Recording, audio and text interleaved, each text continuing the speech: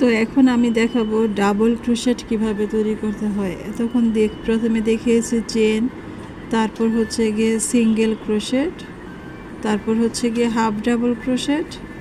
এখন আমি দেখাবো ডাবল ক্রোশেট কিভাবে করতে হয়। তো তার জন্য আমি প্রথমে 3টি চেন তৈরি করে নেব।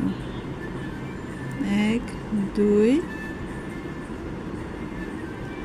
3, এই 3টি চেন তৈরি করে নিয়েছে। এখন আমি এটাকে এইভাবে ঘুরিয়ে দেব। ঘুরিয়ে দিয়ে এই যে ইয়াটা আছে, ক্রুশটা আছে, সেটা আমি এইভাবে আমি করে নিলাম, ইয়ার্ন ওভার করে নিলাম। এই যেভাবে করে এখান থেকে এটার ভিতর থেকে গিয়ে সুই দিয়ে সুতাটা নিয়ে এসে এই যে প্রথমে 2টার ভিতর দিয়ে তুলতে হবে, বের করব, তারপরে এই 2টা লুপ এইভাবে। এখন এটা হলো গিয়ে ডাবল ক্রোশেট।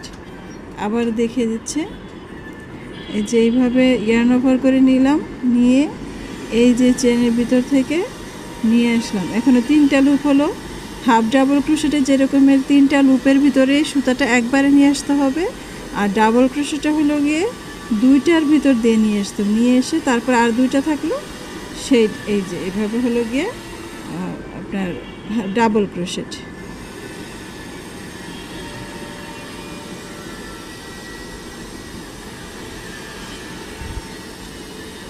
দেখা যাচ্ছে কিনা, ক্যামেরার বাইরে চলে যায়।